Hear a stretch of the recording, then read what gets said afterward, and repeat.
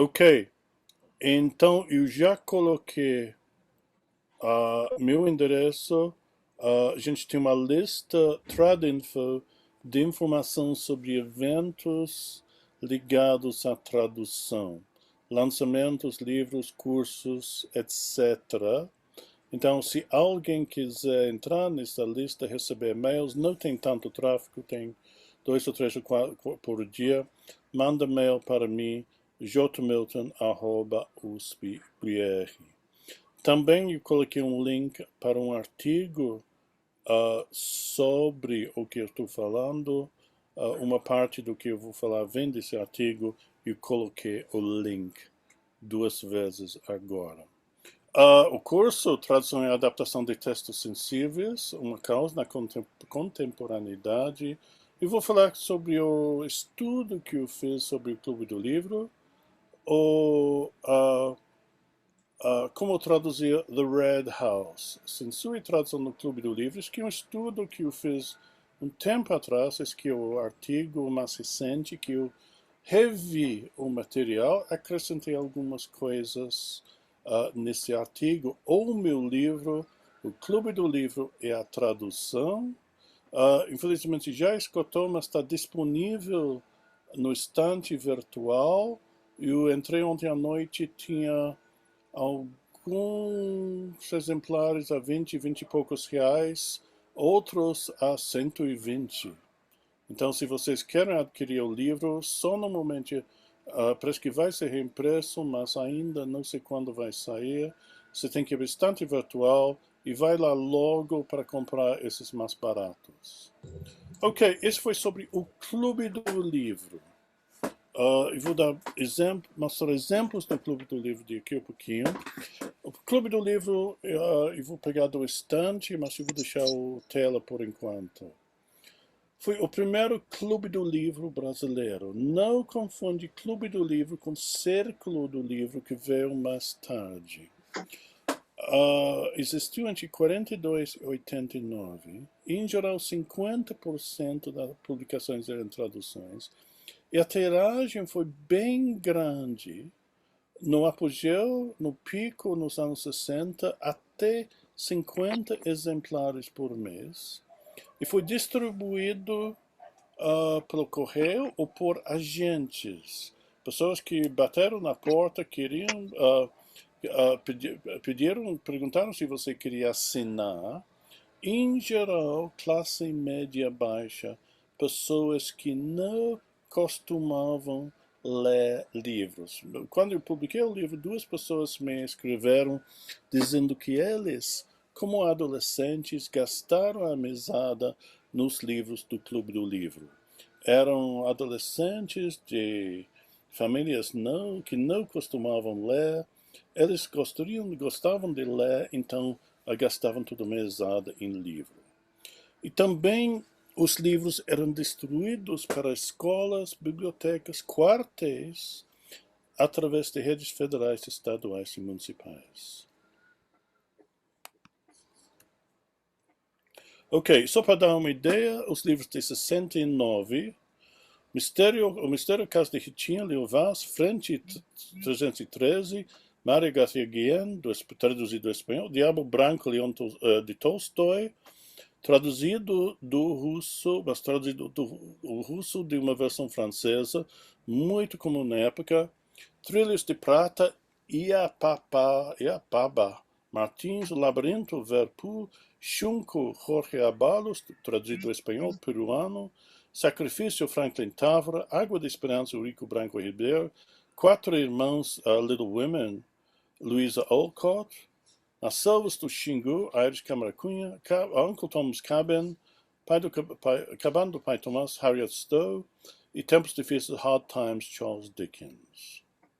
Então, a gente vai falar bastante sobre censura para começar, e a ditadura no Brasil, que começou a partir do 1º de abril de 64, contra a posição esquerdista do João Goulart e sua hostilidade aos Estados Unidos. Muita gente com medo do que o Brasil se transformasse numa outra Cuba. Um Cuba muito maior do que a própria ilha no Caribe. E o apoio dos Estados Unidos. Isso que é outro estudo interessante. Eu tinha estudado o adido militar americano Vernon Walters, que foi um tipo de intermediário que ajudava a organizar a rede dos generais brasileiros que estavam insatisfeitos com o governo de Goulart. E também havia um porta-aviões americano estacionado no Oceano Atlântico, próximo ao Rio, em caso de qualquer insurgência. Ok, aqui é Walters. No meu livro novo, que não são ainda, sobre fotografias de intérpretes, eu faço um estudo de Walters. E me surpreende que não há nenhum estudo de Walters enquanto intérprete. Ele era polilingue, falava francês, alemão, italiano, inglês, claro, espanhol, português, grande amigo dos militares brasileiros, especialmente Castelo Branco. Aqui podemos ver ele interpretando por Richard Nixon em 58 em Venezuela.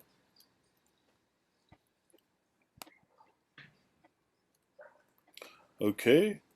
E aqui ele com muito alto, 1,90, 6'6", e com Castelo Branco, parece que depois do golpe de 64.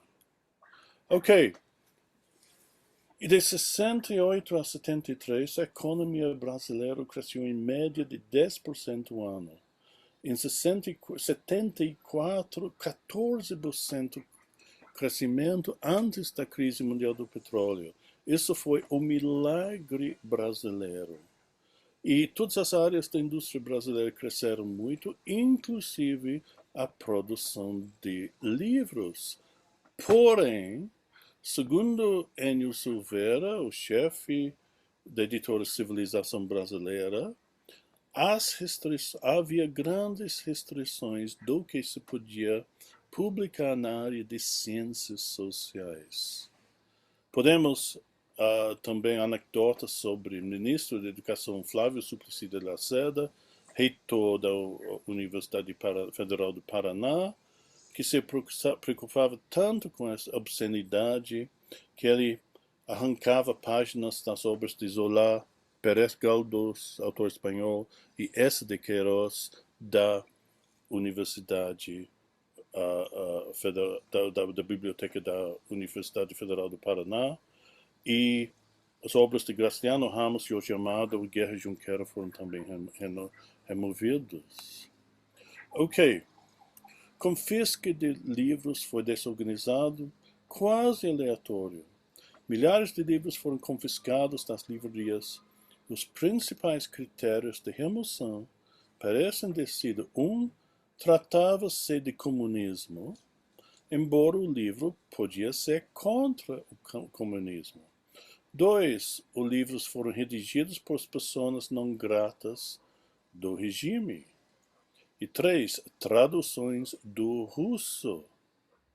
4. Se os livros tinham capas vermelhas. E 5. Vermelho é a cor de hoje. E 5. Foram publicados pela editora esquerdista Civilização Brasileira de Enio Silveira. Já falamos sobre isso. E entre os livros proibidos eram o livro vermelho da Igreja Perseguida, que não tinha nada a ver com comunismo, falava de problemas na igreja, perseguições da igreja no século XVII. O Caminho e a Foice, claro que a foice, símbolo comunista, sobre conflitos entre árabes e judeus. Julião Nordeste e Revolução, sobre problemas sociais no Nordeste. E também A Capital, de Essa de Queiroz. Ok.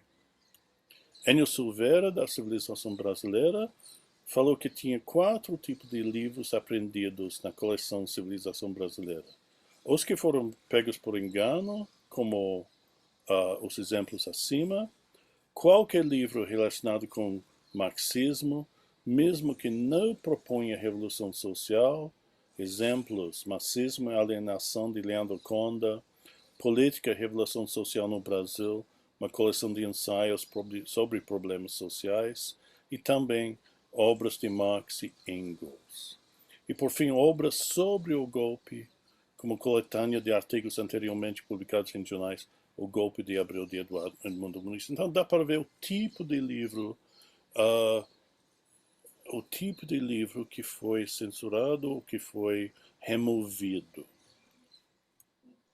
Ok, AI-5 de dezembro de 68 reduziu as liberdades civis, quase encerrou o Congresso e promulgou novas leis de censura. Essa censura prévia, estendida aos livros, embora apenas os livros referentes ao sexo, moralidade pública e bons costumes. E, além disso, a juventude brasileira deveria ser protegida de qualquer material que contivesse matéria erótica ou versasse sobre crime, violência, aventura amorosa, horror, humor picante. Então, esse elemento moralista muito importante. As editoras eram livres para publicar material fora dessas áreas, mas ao fazê-lo corriam o risco de penalidades severas, caso fossem Interessante isso que descobertas está falando. violações da lei. Por outro lado, um trabalho que tratasse de qualquer um desses tópicos poderia ser submetido à aprovação, o que, além de ser quase uma admissão de culpa, pode resultar em atraso considerável. Então, a editora podia mandar o livro para ver se podia publicar, mas tinha que esperar uma quase admissão do que tinha alguma coisa que podia ser fora do que era permitido. Então, esse sistema de censura com aprovação, deixando iniciativa com próprias editoras, não iria exigir muitos censores e teria um sistema de autocensura entre autores, tradutores, editores.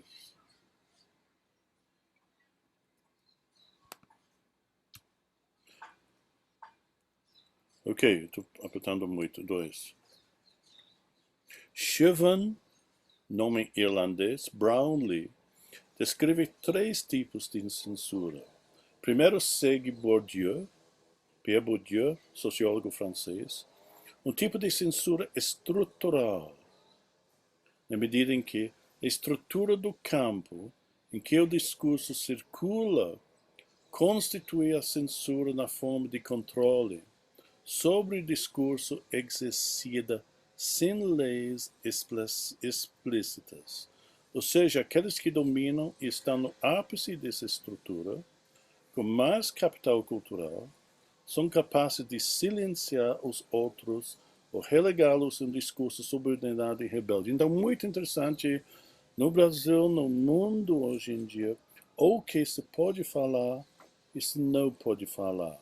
Por exemplo, elementos sobre racismo, elementos sobre meio ambiente, elementos sobre pessoas que têm problemas físicos, esses são muito difíceis para falar. A palavra talvez mais sensível no mundo de língua inglesa é a palavra N. E vamos ter uma palestra de Vera Lúcia Ramos sobre o uso da palavra N em Huckleberry Finn.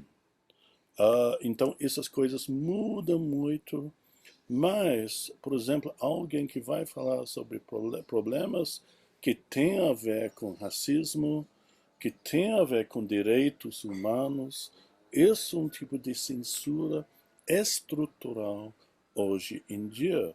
E essa censura estrutural muda muito. Segunda, censura pública, imposta por autoridades públicas e leis explícitas. E pode ocorrer antes ou depois da publicação. Isso que a gente está vendo na ditadura. Hoje em dia, no Brasil, tem muito pouco disso. A censura é mais a censura estrutural e a terceiro tipo de censura, autocensura. Pode ocorrer de forma consciente ou inconsciente. Você está escrevendo um conto, fazendo uma tradução, você pensa em não falar certas coisas. Se tem uma personagem machista, ligado ao primeiro tipo de censura estrutural, você se autocensura e talvez abranda esse tipo de linguagem machista ou se abranda os palavrões. O Clube do Livro não foi inimigo do regime militar, diferente da civilização brasileira, e não era um ator muito importante, diferente da Rede Globo. Não tinha poder sobre discursos dominantes, que eram, como a gente já viu, anticomunistas, católicos, moralistas. Como tinha um cronograma estrito, com um livro por mês, não era prático buscar a aprovação oficial, então adotou uma forma de autocensura, escolhendo inicialmente obras inofensivas ou clássicas e depois eliminando elementos que poderiam atrapalhar os censores, como referências religiosas ou sexuais. E também cortou elementos que poderiam ofender leitores e assinantes. A gente vai ver os exemplos de aqui a pouquinho e cortou elementos estilísticos complicados, outras línguas, trocadilhos, jogos de palavras, dialetos, poemas. O resultado, como a gente vai ver, é um português padronizado, fácil de leitura, para alguém que tinha escolaridade limitada, mas um pouco enfadonho, pasteurizado é a palavra. Ok, voltando para o Clube do Livro, meu estudo concentrou em livros traduzidos. O Professor, de Charlotte Bronte, Gargantua, de François Rabelais, Tempos Difíceis, Hard Time, de Charles Dickens. A gente vai ver cortes de elementos escatológicos, funções do corpo, políticos, estilísticos, sexuais. Nas introduções tinha certo tipo de framing, que a gente vai ver daqui a pouquinho. A gente vai ver os elementos censurados, e comparação, a gente vai comparar alguns elementos com os originais, e os paratextos, os notas de rodapé, introdução, pós-fácil, são muito importantes para apresentar o livro. Ok. O Clube do Livro tinha uma atitude condescendente com seus leitores. Vamos ver o prefácio de Gargantua, de 61, que afirma que os cortes foram feitos. Foram aparadas todas como incongruências e usadas liberdades do autor, com racional adaptação do texto. Os leitores não suportariam a tradução pura e simples de muitos trechos, que fomos obrigados a eliminar, por uma questão de decência e probidade. Esse aqui é o tradutor José Maria Machado, e a gente vai ver o que foi cortado. Então, Gargantua, com o amor alegre, a sátira mordaz, parece uma escolha estranha para o Clube do Livro com a mentalidade bastante estreita. Os leitores são protegidos pelo amplo uso de nota de rodapé, que esclarecem certas referências históricas e clássicas, e explicam palavras que são aparentemente difíceis de entender, e também dão conselhos sobre uma vida saudável. Por exemplo, primeira página do prólogo de Gargantua, há notas de rodapé com informações sobre Alcibiades, Platão, Harpias. E vamos para o próximo slide. Em tempos difíceis, Os leitores são avisados para não copiarem os hábitos de Mrs. Sparsit. Diferente a ela come muito pouco. Os leitores deveriam se alimentar bem. Caso contrário, poderiam acabar como as irmãs Bronte e morrer de tuberculose. Então, Mario Graciotti, que era o dono, o diretor editor-geral, era um médico qualificado, então ele sentia-se capaz de fazer tais advertências e também enfatizou os perigos do álcool, dizendo aos leitores para não seguir os hábitos de beber, os hábitos alegres de beber de muitos dos personagens de Dickens. Lendo o livro de Dickens, os personagens passam muito tempo comendo, bebendo. O uso e abuso das bebidas alcoólicas são responsáveis pelas faixas patológicas que atingem nossa saúde, principalmente nos quadros clínicos dos estomatites, gastrites, colites, hepatites, polinevrites, delírio tremens, alucinações, etc. Então, bebendo um pouco de vinho, olha o que poderia acontecer com você. Mario Graciotti, como já falamos sobre ele, viveu bastante anos. Ele tinha sido integralista, fundador da revista Inteligência, que era uma revista bastante da direita. A gente vai ver um pouco mais disso. José Maria Machado, também amigo dele, também membro do CEP, Sociedade de Estudos Políticos, e os dois ajudaram a criar a ação integralista brasileira. A gente vai falar sobre isso daqui a pouquinho. Então, acho que já falamos um pouco sobre os cortes do Clube do Livro, elementos escatológicos, sexuais, políticas, estilísticos, dialetos, elementos religiosos, especialmente sátira religiosa e referências raciais que poderiam ser ofensivas. Ok, vamos ver aqui agora os livros. O Gigante Gargantua, 61. Vamos ver o prefácio aqui. Vamos ver especialmente, eu comprei esse livro em sebo. Vamos ver esse foi o trecho que eu já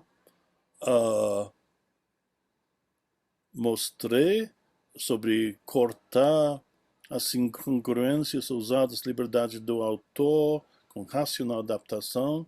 O que é muito interessante é que os comentários do leitor, do dono do livro, loucura, decência, probidade. O senhor José Maria Machado não considera, não escuto isso, não considera, não dá para ler. Então é interessante a raiva do leitor, do comprador do livro, ao ver que esse leitor ia ler uma versão censurada. Por que cortou tantas coisas? Para não, uma razão bem comercial, para não ofender os leitores e perder assinaturas. Para manter esse alto nível moral. E os livros eram usados nas escolas. E o Clube do Livro não tinha medo de perder as compras do governo federal e estadual. E também para não ser proibido pelo governo militar. Vamos agora para ver especificamente o que cortou. Isso aqui de Rabelais vem do francês antigo do século XVI. Cortar elementos sexuais. Moyennant lesquelles lois, les femmes veuves peuvent franchement jouir de ces copières à tout envie terrestre 2 mois après le trespass de leur mari. Basicamente, o que está dizendo aqui? Que depois do marido morrer, as viúvas poderiam transar 2 meses depois. Cortar.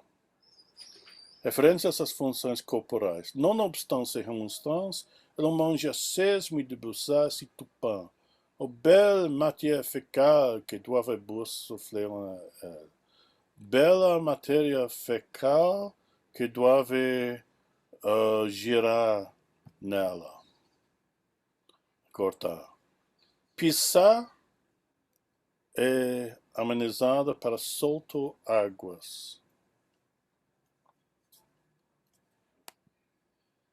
Trocadilhos também cortados.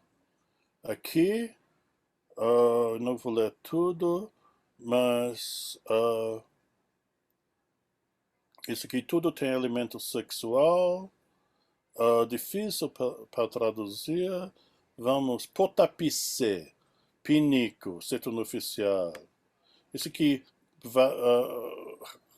Rabelais está brincando com as palavras, fazendo um monte de trocadilhos, um monte de invenções e cortar. Aqui são todas palavras para o pênis. Ma petite bidule, ma pine, ma branche de coral, mon bondon, mon bouchon, mon vibracan. Dá para vibracan semelhante ao vibrador. Mon possué, ma terrière, ma peine de loche. Mon roue d'espace, roi de bas. Mon dressoir, ma petite ondule vermelha, ma petite courbe réduite. Cortar assim. O próximo, muito fácil colocar em português. Que fera cet ivrogne ici? On me le mène en prison. Troublions-y le service du vin. Mais, dit le moine, le service du vin fait un temps qu'il ne soit troublé, car vous-même, monsieur le Pierre, aimez boire do meilleur. Que é a brincadeira aqui? Que é a trocadilho?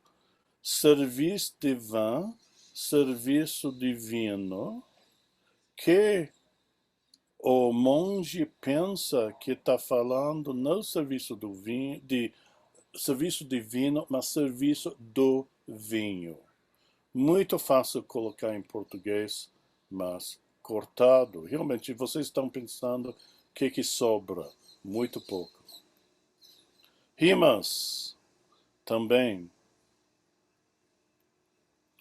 Latim, os peregrinos são engolidos pelo gigante gargantua, conseguem sair escapar da boca, e como são muito pedânticos, eles começam a falar em latim. Cortado. Também muitas críticas à igreja cortadas. Em um ponto, Rabelais sugere que os monges e as freiras deveriam casar entre eles e cortar isso. Ok. Tempos Difíceis de Charles Dickens. Aqui eu tenho... dá para ler um pouco nota explicativa. O culto da beleza e do amor consagra Charles Dickens como um dos maiores escritores universais de todos os tempos. Isso foi publicado em 69, poucos meses, não um ano exatamente, depois da AI-5. E de todos os livros de Dickens, Tempos Difíceis é o mais socialista. Parece que em certos momentos Dickens está propondo algum tipo de revolução social. Mas o que acontece no prefácio? De novo, José Mário Machado, que traduziu Gargantua. Que tipo de corte ele vai fazer aqui? O culto da beleza e do amor consagra Charles Dickens como um dos maiores escritores universais de todos os tempos. De José Mário Machado, tradutor autor, nota explicativa. Ele explica que Hard Times, Tempos Difíceis, é um livro de ideias, embora não se possa denominar propriamente um livro de combate. É um livro de tese em que se apresentam problemas básicos de transcendência superior e vão além de qualquer período de atualidade. Então, dá para ver que o elemento social aqui não está sendo enfatizado.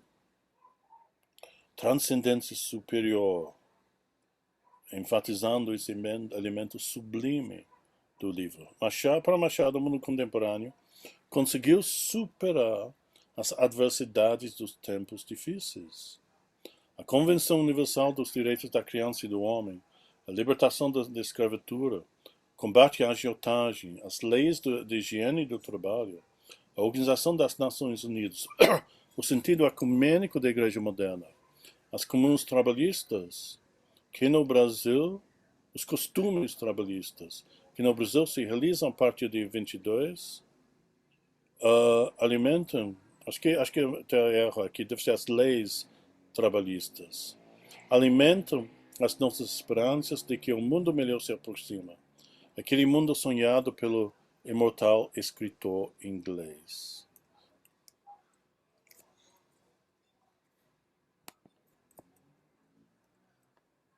Vamos ver se está aqui. As leis trabalhistas. As leis do gênero tem documento aqui. As reivindicações trabalhistas, deve ser. Não sei o que eu escrevi aqui. Mas as reivindicações trabalhistas que no Brasil se realizam a partir de 22 alimentam as nossas esperanças de que um mundo melhor se aproxima, aquele mundo sonhado pelo imortal escritor inglês. Isso implica que quem vê paralelos entre a pobreza e o crime juvenil nas cidades brasileiras contemporâneas dificilmente poderia estar enganado. Já superamos os males da obra de Dickens e devemos contrastar nosso mundo e suas instituições, o Estado de Direito, liberdades e proteções para os trabalhadores com a de Dickens, em vez de procurar semelhanças. Então, nosso mundo já superou o mundo de Dickens. Vamos ver o que acontece. Ok, vamos ver como é adaptado esse trecho, o trecho seguinte. That every man felt his condition to be somehow or other worse than it might be, that every man considered it incumbent on him to join the rest, towards the making of it better, that every man felt his only hope was to be in his allying himself to his comrades, by whom he was surrounded, and that in this belief, right or wrong, and happily wrong then, the whole of that crowd were gravely, deeply, faithfully in earnest, must have been plain as any to anyone who chose to see what was there, as the bare beams of roof and the whitened brick walls. Ok, há a possibilidade de algum tipo de movimento unido trabalhista. Mas, o que a tradução faz? Toda aquela multidão acreditava, com uma fé grave, profunda e sincera, na conclusão, certa ou errada desta vez, infelizmente, a Clé chegar a Slackbridge ou a sindicalista.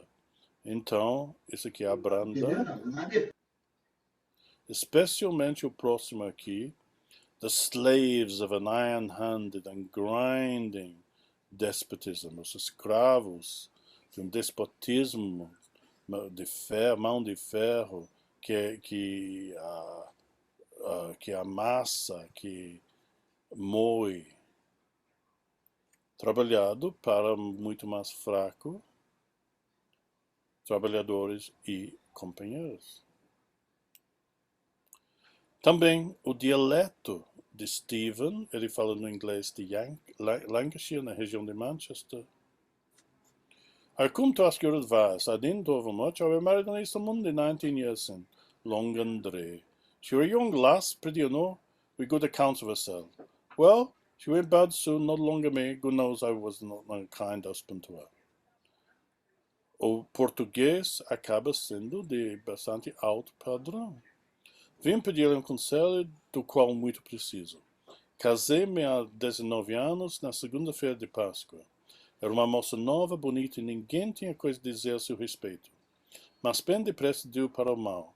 Não por minha culpa, Deus sabe que não fui mau marido para ela. Dá para ver que o português é um de registro muito mais alto. A linguagem não padronizada sempre padronizada.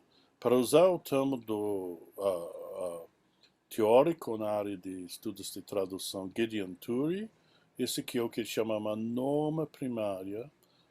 Todos sempre qualquer dialeto é padronizado, e se tem dialeto no original, colocado num português de nível de registro mais alto na tradução. Em todo, não houve nenhum uso de dialeto em nenhum livro do Clube do Livro. Solange Pinheiro, que deve estar na sala em algum lugar, que é um dos organizadores desse curso, escreveu sobre esse tema e na dissertação de mestrado fiz um estudo sobre Wuthering Heights, o Morro dos Ventos Vivantes, que depois tornou-se livro, e ela usou um dialeto. O dialeto dela não foi de nenhum lugar específico, ela usou vários elementos subpadrão, que são comuns a várias regiões do Brasil. Talvez Solange poderia falar depois sobre isso. Ok, The Professor, de Charlotte Bronte, autora de Jane Eyre. Professor é um livro pouco conhecido dela, sobre um professor. Ela foi professora numa escola em Bruxelas, na Bélgica, e basicamente ela está descrevendo a experiência dela, mas a primeira pessoa é um homem, Crimsworth. Ela é de uma família muito protestante e parece anticatólica, e houve bastante reflexões e comentários negativos sobre catolicismo. Cortados, claro. I know nothing of the arcana of the Roman Catholic religion, and I am not a bigot in matters of theology, but I suspect the root of this precious impurity, so obvious, so general in popish countries, is to be found in the discipline, if not in the doctrines of the Church of Rome. Sylvie was gentle in manners, intelligent in mind. She was even sincere, as far as her religion would permit her to be so. Que ela é católica, dá a impressão que todos os católicos são mentirosos. I was no pope. Ai, sátira bastante aguda. I was no pope. I could not boast infallibility. Naquela época, na Bélgica, os flamengos, os franceses, os valons que falavam francês, eram mais ricos, a classe média em geral era bastante valon, os flamengos eram os mais pobres. Hoje em dia, até isso mudou totalmente, agora as regiões flamengas são mais ricas na Bélgica. A band of very vulgar, inferior-looking flamengos, including 2 or 3 examples of that deformity of person and imbecility of intellect, whose frequency in the Low Countries would seem to furnish proof that the climate is such to introduce degeneracy of the human mind and body. Parece que os flamengos são sub-humanos. Vamos ver a mesma coisa na próxima citação. Todas essas citações cortadas. O Clube do Livro não queria ofender ninguém. Flammonds certainly they were, and both had the true physiognomy, where intellectual inferiority is marked in lines none can mistake.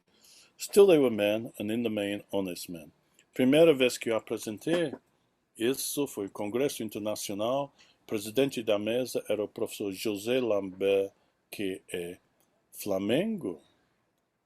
E, felizmente, ele tem um ótimo senso de humor. Ele veio para o Brasil, foi professor visitante na Universidade Federal de Santa Catarina, Florianópolis. Agora ele está professor visitante Ceará, Fortaleza. Ok, outra coisa aqui. Monsieur Pelé, francês, fica bêbado, insulta Crimsworth, capítulo 20. Corta-se as descrições das qualidades nacionais. Dá para ver isso também no referências à pobreza da classe mais baixa na Inglaterra. Dá para ver tudo cortado ou que é sublinhado no segundo cortado. See how they walk in blood, crushing hearts as they go.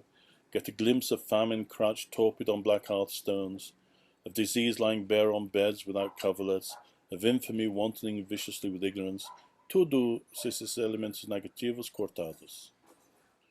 Ok, esses são as normas, voltando a Turi, o estudo que eu fiz sobre o Clube do Livro, repetindo o ponto que eu já fiz, dialeto e gíria nunca usados, e material controverso omitido. Também, uma norma secundária concentrou-se na trama e material não importante foi cortado, como poemas, outras línguas como latim, rimas. Autocensura. Ok, vamos fazer um pouco de brincadeira. Silas Marner, de George Eliot. O Tesouro de Silas Marner, de 73. Não estamos mais com José Machado. Tradução e adaptação do texto, especialmente para o Clube do Livro, admitindo aqui a adaptação, Aristides Barbosa e Henrique Delfim. Ok, isso aqui, voltamos ao título. Vamos fazer um pouco de brincadeira agora. Só ler o que está no fundo da página em bold, negrito. He glanced at his son. Isso aqui é o Squire, o tipo aristócrata, um dos aristócratas do nível mais baixo. He glanced at his son, tipo de Marquess. He glanced at his son as he entered the room and said, "What, sir? Haven't you had your breakfast yet?" But there was no pleasant morning greeting between them, not because of any unfriendliness, but because the sweet flower of courtesy is not a growth of such homes as the Red House. Ok, vamos parar fazer uma brincadeira agora. Se vocês leram meu livro, ficam em silêncio, não falam nada. Se vocês pensam como que é a melhor maneira de traduzir The Red House. Eu não estou vendo o chat, melhor abrir o microfone e falar, gritar. Como se traduz The Red House? Ok? Abre o microfone e fala. Grita. A Casa da Luz Vermelha? A Casa da Luz Casa da Luz. Vermelha. Que é isso, não? Luz Vermelha, isso é pior. Parece que bordel. Exato. Zona de prostituição. Ok, mais alguém? A Casa Rubra? Casa Rubra? Não? Mais alguém? A Casa Vermelha. Casa Vermelha? Claro que não. A Casa Rosa. Casa Rosa em Buenos Aires. A Casa Escarlate? A Casa Escarlate. Escarlate, mulher escarlate, pior. Casa Carmim. Não? Vamos lá para a resposta.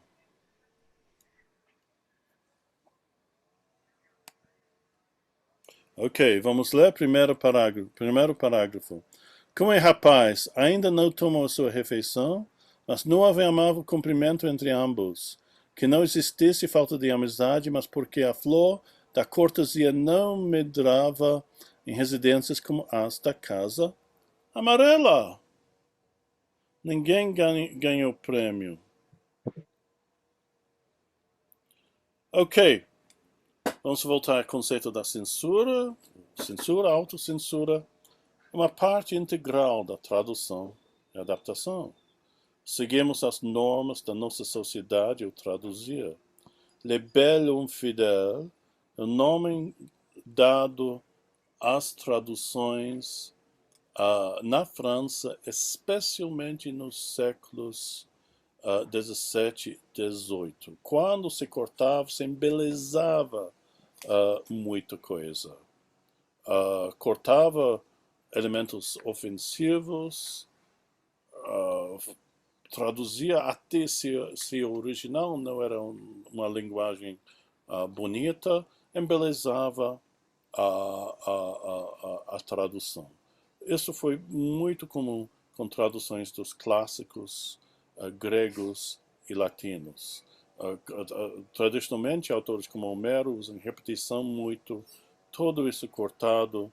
Alguns das descrições sangrentas de batalhas em Homero cortava-se, abrandava-se.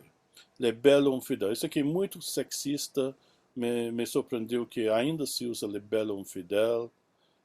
Entre aspas, quer dizer, quando são as traduções são como as mulheres, quando são belas, são infiéis.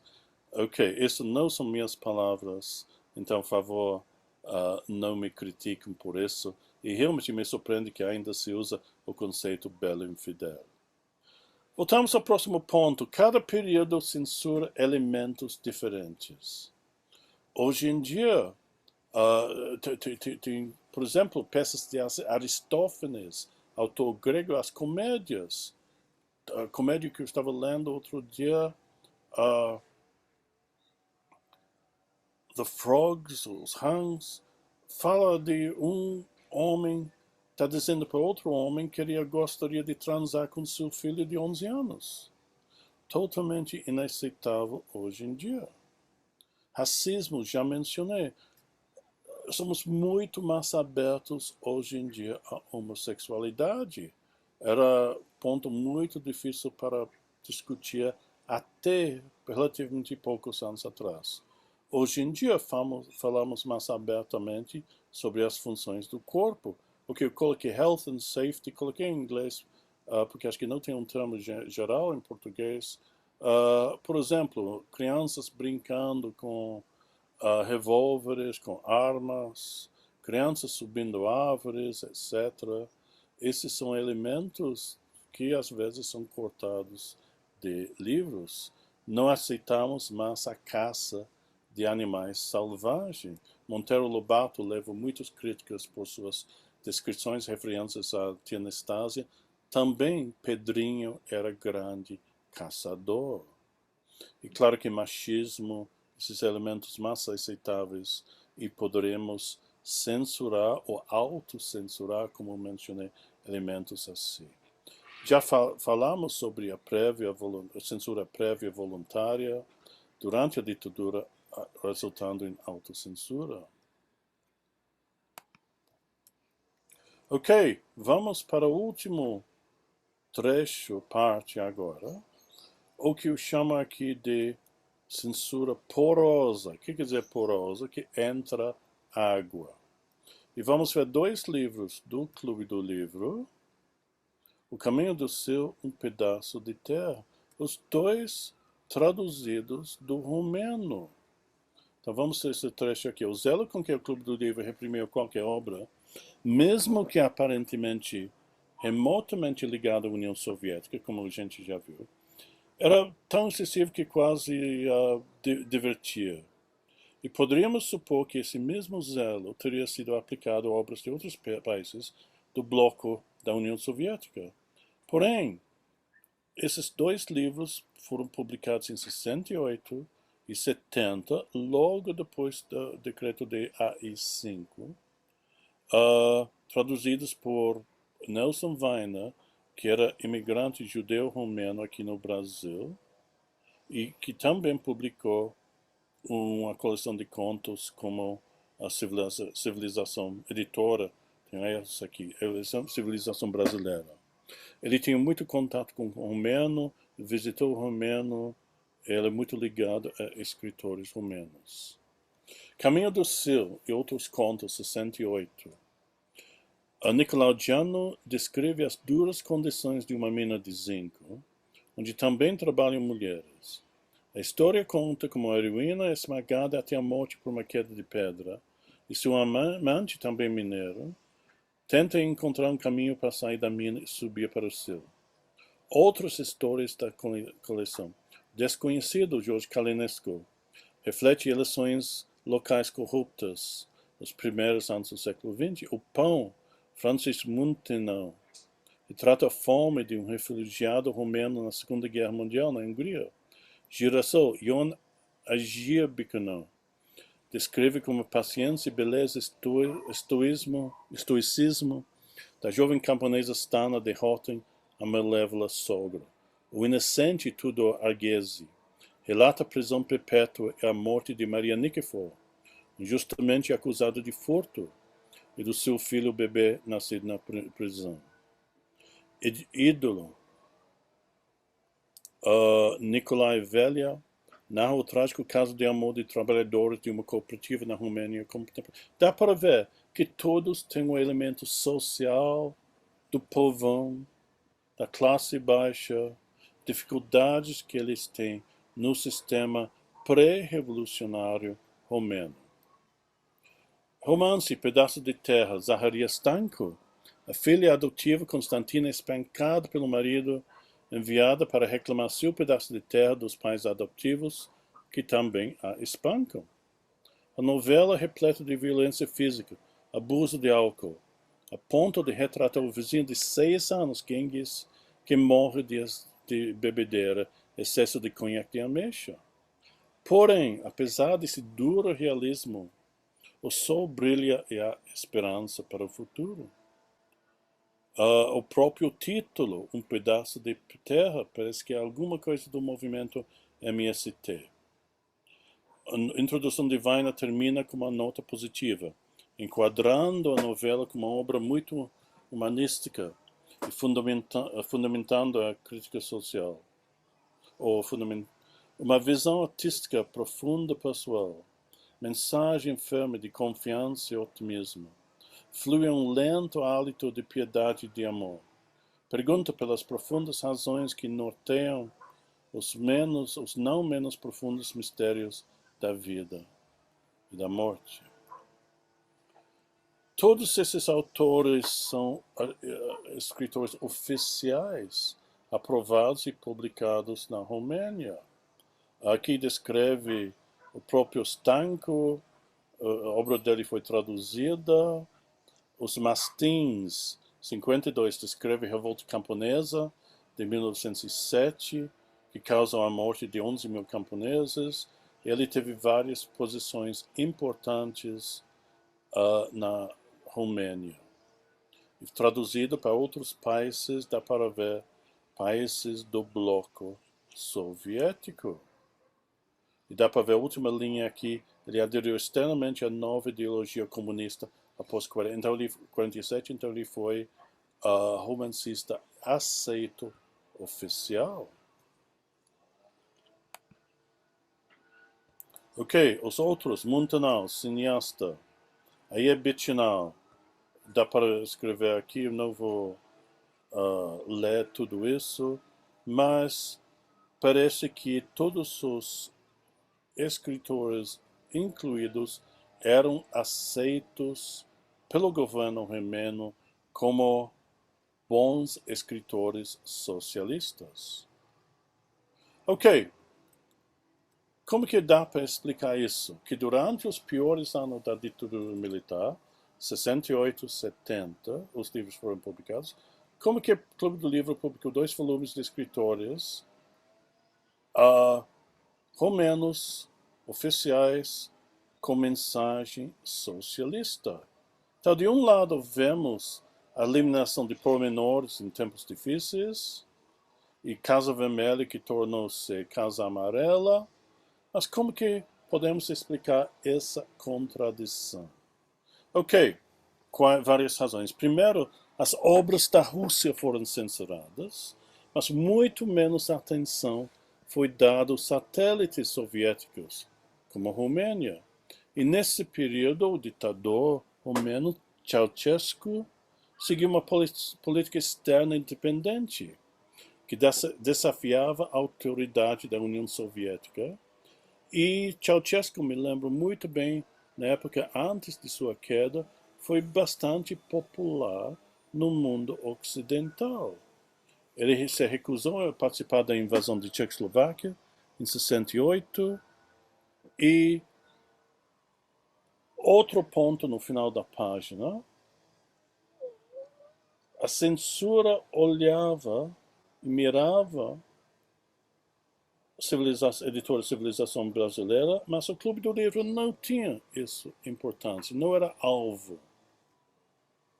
Também vimos as introduções, um framing, que vimos em Hard Times, vimos nos livros da Romênia, que ignorava qualquer crítica social e concentrava-se na humanidade, otimismo, sublimidade, esperança para o futuro das obras poéticas.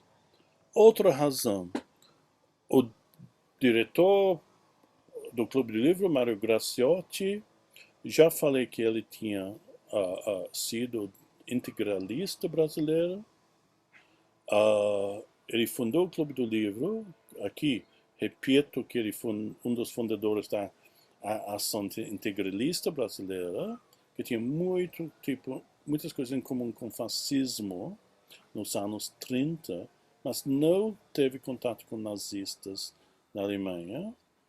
Ideologicamente defendia a propriedade privada contra o comunismo, desejava resgatar a cultura brasileira. Integralistas eram altamente nacionalistas, queriam copiar Mussolini e acreditavam num código moral estrito e uma autoridade, uma estrutura hierárquica da sociedade. O símbolo Sigma, usavam saudação fascista, vestiram camisas verdes. Refutaram o liberalismo econômico e a internacionalização da humanidade. Portugal havia abandonado suas colônias, sua colônia, o Brasil, e os integralistas sentiam que cabia aos brasileiros recriar a grandeza do país. O integralismo era admirado por grande parte da elite governante da classe média, incluindo Vargas. Inicialmente, que era ditador entre 30 e 45, e sua ênfase na brasilidade foi assumido por vários intelectuais que conseguiram empregos no governo de Vargas, como Drummond, Mário de Andrade, Manuel Bandeira, Cláudio Portinari, Heitor Villa-Lobos, todos funcionários públicos do governo Vargas. Porém, vemos uma ideia diferente no Clube do Livro. Não vemos em nenhum lugar as simpatias fascistas de Graciotti. Parece que ele mudou, talvez durante a Segunda Guerra, claro, com a queda, assassinato de Mussolini. E na época que publicou as obras de Romênia, também publicou obras de outros autores socialistas. La Fortune de Réunion de Zola, Madame Néon de Zola, The Call of the Wild, Jack London, Grande Mural de Chin de Kafka, Xunco, sobre índios de língua quechua na Argentina, nas selvas do Xingu, além de tempos difíceis. Então, vemos uma mudança bastante grande no próprio chefe, diretor do Clube do Livro, Mário Graciotti. Ok, também publicou um livro de Jabas Passarinho, Terra Encharcada, sobre as aflições das regiões do norte do Brasil. Jabas Passarinho foi um dos oficiais mais importantes no governo militar e da transição para a democracia. Ele foi ministro de Trabalho, Educação, Previdência Social e Justiça, após a queda do governo militar. Parece que as duas obras romanas se encaixam em grande medida com muitas das obras realistas e religionistas, como Jabas Passarinho, falando dos problemas do norte do Brasil, e os livros Pedaço de Terra encaixam dentro desses livros, desse segmento regionalista. E por isso, escondidos como obras, livros regionalistas, foi um dos elementos, além do enquadramento, framing humanístico, esses foram elementos que resultaram nesses dois livros não serem alvos da censura. além do próprio Mário Graciotti, que acho que ainda era considerado um político da direita, mas parece que as ideias dele mudaram bastante. Ok. Conclusão. A censura é porosa. Muita pesquisa foi feita na censura de traduções regimes totalitários do século XX. Aqui vários são citados aqui. Na Itália fascista, Alemanha nazista, Espanha de Franco. Um elemento que tem em comum é que mostram como que não foi possível para os regimes introduzir uma censura geral. Apesar do problema de xenofobia dos regimes, obras de países inimigos, geralmente ficção popular, obras infantis, foram publicados mesmo durante as hostilidades. Então, por exemplo, na Alemanha, quando estava na guerra contra a Inglaterra e Estados Unidos, ainda foram publicados alguns livros ingleses norte-americanos. Frequentemente, era o caso de permitir que o editora que apoiava o governo e dava dinheiro em termos de publicações para o governo na Alemanha, na Itália, tinha que ganhar dinheiro de vender best-sellers. Isso foi o caso tanto na Itália quanto na Alemanha. E temos elementos aqui. Em 41 e 43, alguns editores continuaram a publicar obras de autores estrangeiros de nações hostis, mesmo no setor regulamentado da literatura infantil, como Mark Twain, Rice Burroughs, Edgar Rice Burroughs, Louisa May Alcott e Pamela Travers, autor de Mary Poppins. Ter um exército de censores é um luxo muito caro. E os censores são, em muitos casos, ex-alunos de letras que têm pouca simpatia pela causa da censura, mas têm que ganhar pão. E muitas, era sempre o caso de estudos de censura, que algumas obras que não deviam ter sido publicadas acabaram passando pela rede, escapando da rede. Talvez isso foi o caso de nossas obras romanas, que por causa de sua introdução, prefácio, parecem inofensivas, e também o Clube do Livro não era perigoso para o governo, e também Graciotti, uma pessoa respeitada. E isso foi a mesma coisa que aconteceu na Itália fascista, Espanha de Franco e até na Alemanha nazista. Ok. Referências aqui, escrevendo para mim eu posso mandar de autores que falaram sobre Itália, Christopher Rundle, Alemanha, Kate Sturge, Raquel Merino, Rosa Rabadan, um projeto sobre censura na Espanha, um artigo muito interessante sobre a dublagem de filmes de Billy Wilder. Ok, então, só para terminar aqui, meu estudo sobre o Clube do Livro mostrou o Clube do Livro como um tipo de linha de vantagem de fábrica, que perdeu, como a gente viu, muitas das qualidades estilísticas literárias, os elementos comerciais dominavam, usava traduções às vezes de uma maneira ilegal e muito difícil, o que a gente chama em inglês blanket censorship, censura total. Mas